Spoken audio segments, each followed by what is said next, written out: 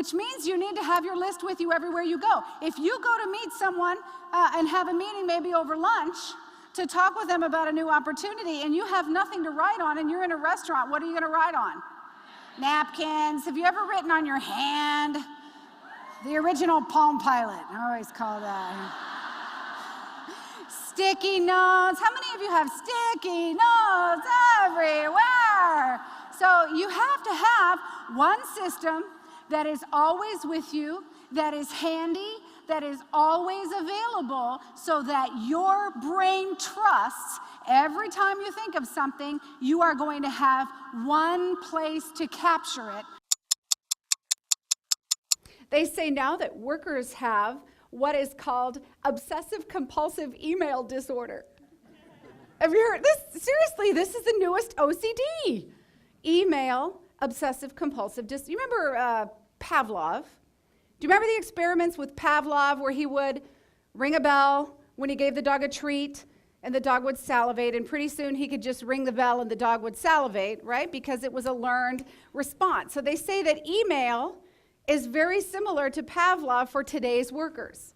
No matter what you're doing, right? You're trying to work on a document and you get a ding, you're like, yeah, you gotta check it, and you just can't help it. It's become so compulsive and so compelling that it almost has an addictive nature. So we have this sickness of busyness, almost like the busier you are and the more blue streaks of unavailability you have in your calendar, the more important you are. People compete about how little they slept. Oh, I didn't get any sleep last night. Oh, I haven't slept since first grade. Oh, everybody just, it's somehow this badge of honor, how busy people are, but that's of course not the real key. Laura is the best-selling author of 4 books, including Super Competent, The Exhaustion Cure, Find More Time, and the best-selling Leave the Office Earlier, which was hailed as the best of the bunch by the New York Times. Widely regarded as one of the leading experts in the field of employee productivity and workplace issues, Laura Stack has been featured nationally on the CBS Early Show, CNN, NPR, the New York Times, USA Today, the Wall Street Journal, the Chicago Tribune, O Magazine, Entrepreneur, and Forbes. It means not multitasking. If you're supposed to be finishing that project, that report summary by noon, and it's 8 o'clock now, a lot of people get in there and say, okay, let's see, I'm gonna start that report. No, need a latte to get me going. Go to Starbucks, get a latte, come back. Okay, where was I? Oh yeah, meeting notes. They're in here somewhere. Oh, look, here's the supply order. Oh, forgot to fax that. Better go do that right now. Here, fax the supply order, back over here. Where was I? Oh yeah, meeting. Where? Okay, here's my meeting notes. Oh, it doesn't have those stats. I should check my email, because Karen emailed the report from the meeting last week. They'll be there. Let's see where. Ooh, 8 new messages. I should check them. Where was I? Oh, good, meeting notes. Okay, oh, here they are. Oh, look at that. She doesn't have the statistics in there. I'll just call her and say, hey, Karen, I really, what? Oh, tickets for the show. You're kidding. How did you get those? What time? Oh, 4 o'clock? I'd love to. Oh, thank you. I'll see you then. Okay. Oh, dude, stats for the meeting. Oh, voicemail. Gee, I'm going to do it myself. Calculator. Oh, my gosh, look at this drawer. This is a mess. Can't find anything. I should clean it.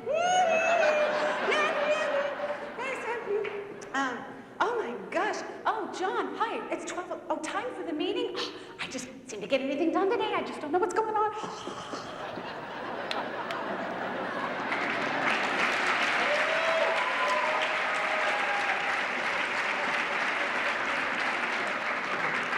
Does that look familiar?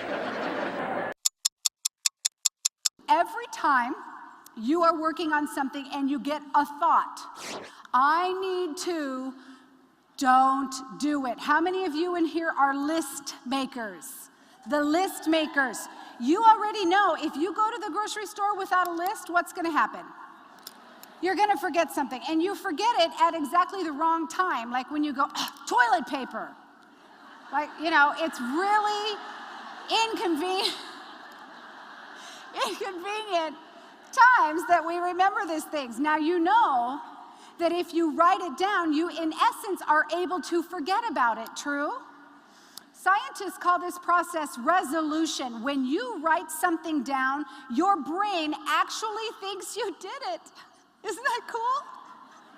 Just write everything down. So when you think of something, don't do it, don't do it, don't do it. Pause, write it down in the right place, whether it's a planner, Outlook, a notebook, however you're doing your to-do list, go right back to what you're working on. You get a thought, don't do it, don't do it, don't do it, don't do it. Turn, write it down, go right back to what you're working on. You might have 7 things that you write down as you're trying to finish this one task. And when this is done, now you have these other things that you can remember. I was working with Allison Transmission, the VP there, asked an analyst in finance for a figure to put in his PowerPoint presentation.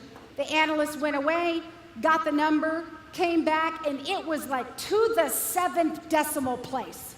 I mean, it was correct, if you know what I mean. And the VP said, holy cow, that's amazing. How long did it take you to come up with that figure? And the analyst said 5 hours, proudly.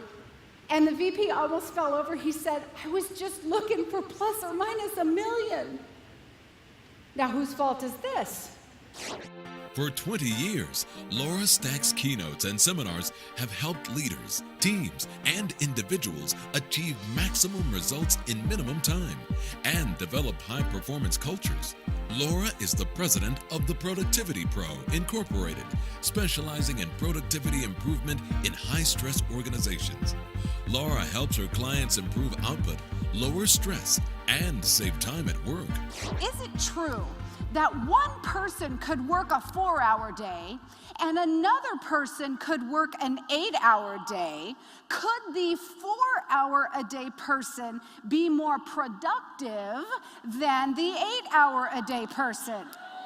Okay, you know this to be true because it doesn't matter how long you were there, does it? It only matters what you were able to produce. See, you have to detach your sense of accomplishment from numbers. It doesn't matter how many things you do, it only matters the value, the output, the results, the performance, the profitability that's going to land on your business. Ultimately, we have to figure out, instead of working 50, 60, 70, 80-hour weeks and continually throwing more time at it, how are we going to be more efficient, get the maximum results that we can get, but do it in the minimum amount of time so that we can get at